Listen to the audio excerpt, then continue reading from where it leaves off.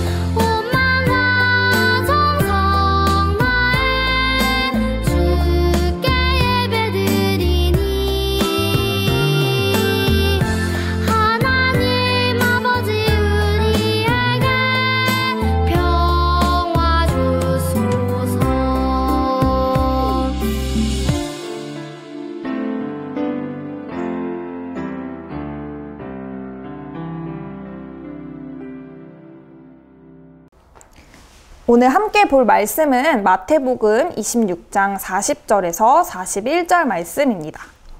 함께 읽어보도록 하겠습니다. 제자들에게 오사 그 자는 것을 보시고 베드로에게 말씀하시되 너희가 나와 함께 한 시간도 이렇게 깨어 있을 수 없더냐. 시험에 들지 않게 깨어 기도하라. 마음에는 원이로되 육신은 약하도다 하시고. 마태복음 26장 40절에서 41절 말씀. 아멘. 우리 친구들 전도사님이 계속해서 사순절에 대해 이야기해주고 있는데요. 사순절의 정확한 의미를 잘 기억하고 있나요?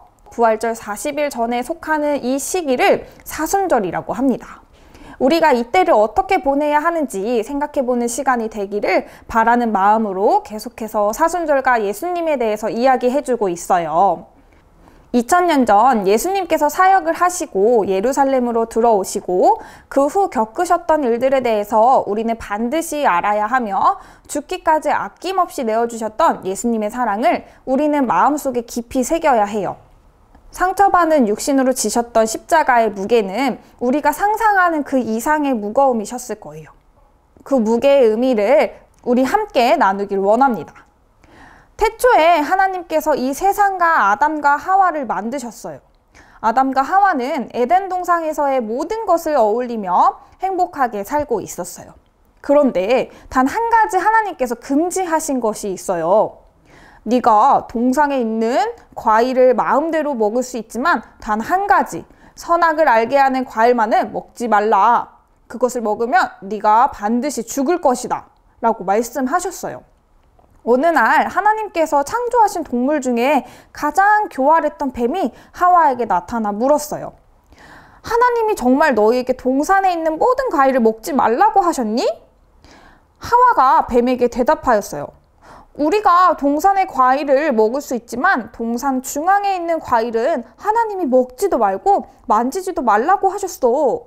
그렇지 않으면 너희가 죽게 될 것이라고 말씀하셨지. 그러자 뱀이 말했어요.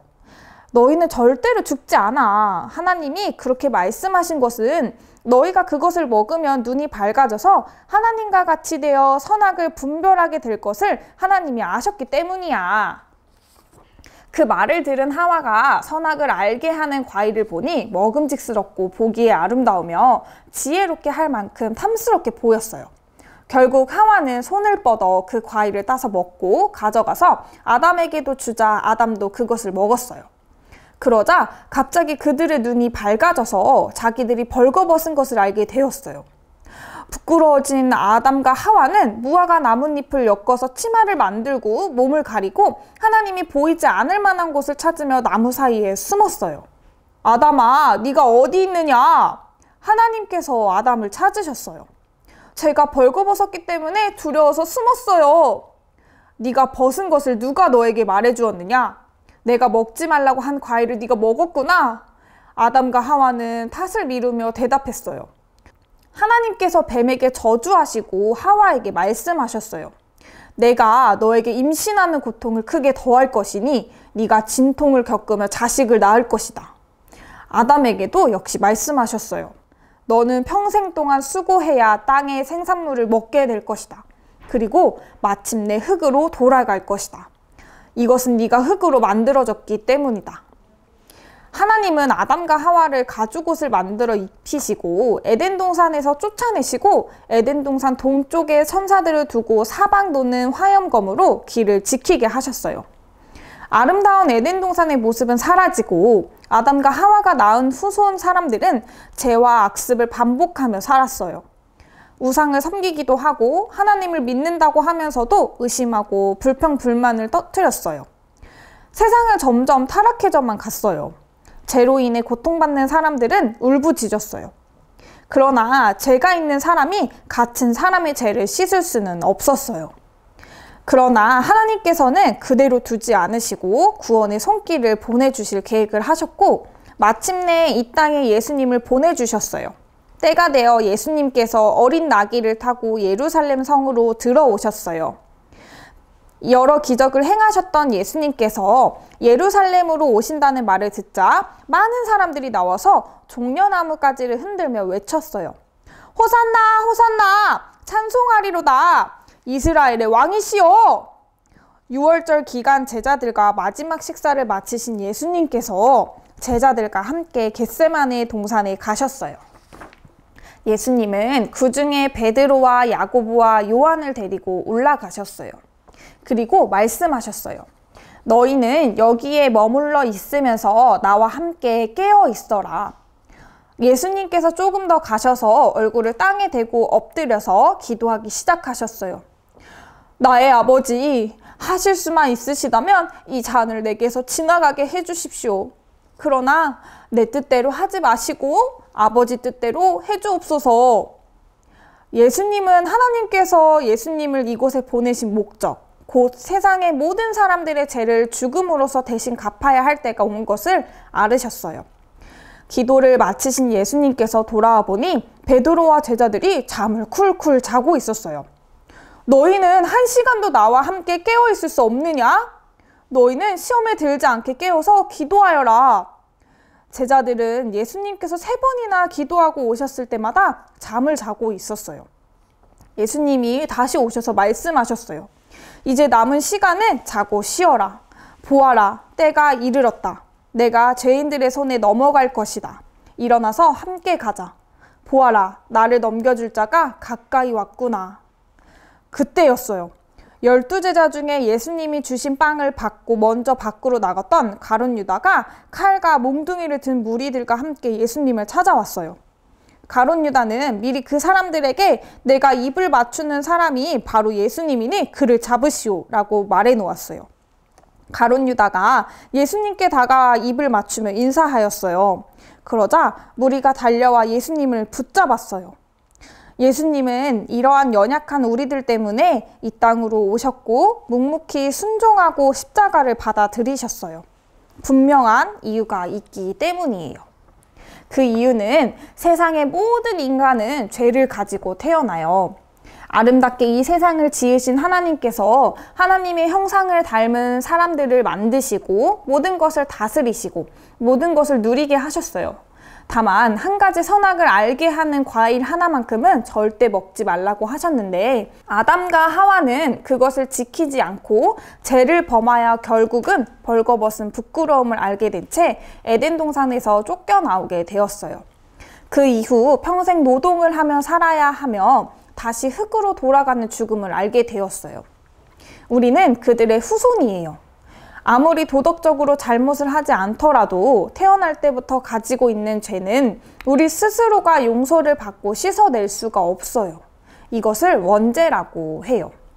세상은 이 죄에 대해 부인하고 죄가 있더라도 착하게 살면 된다고 주장하고 설득해요. 그러나 그것은 틀린 말이에요. 오직 예수님을 통하지 않으면 죄를 해결할 방법은 없어요. 우리는 변치 않는 이 진리를 알아야 해요. 그리고 호시탐탐 노리고 있는 죄를 물리쳐야 해요. 교활한 뱀의 말로 하와가 선악을 알게 하는 과일을 스스로 먹었을 뿐만 아니라 그것을 받아 아담도 먹었어요.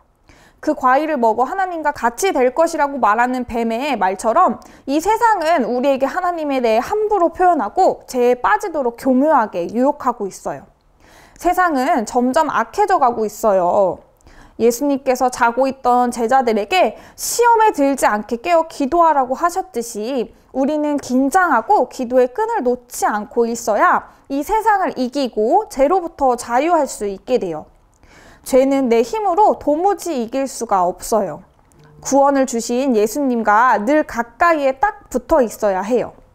우리가 영적으로 건강하고 늘 예수님을 내 안에 구원자로서 확실히 믿고 모시고 있다면 뱀의 그러한 말도 안 되는 유혹이 찾아와도 버럭 화를 내고 기도로 내쫓을 수 있을 거예요.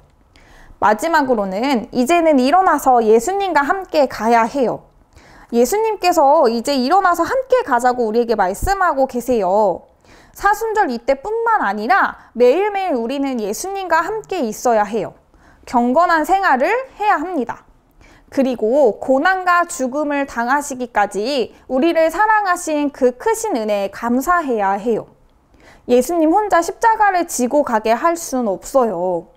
미워하고 핍박하는 사람이 내가 되어선 안 돼요.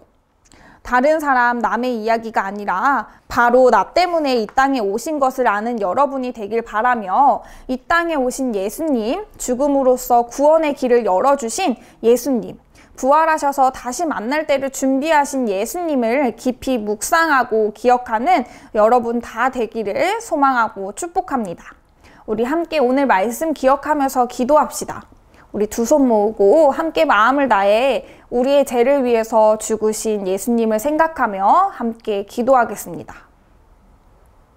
사랑의 하나님, 감사합니다. 태어날 때부터 갖고 있는 이 죄에 대해서 우리는 반드시 깨닫고 예수님께서 흘리신 피로써 용서받고 깨끗함을 얻게 되었습니다.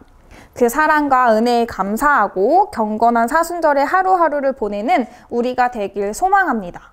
날마다 시험에 들지 않고 죄를 이기기 위해 깨어 기도하는 초등부 모든 친구가 되게 해주세요. 예수님의 이름으로 기도드립니다. 아멘. 우리 친구들 오늘 말씀도 잘 새겨 들었을까요?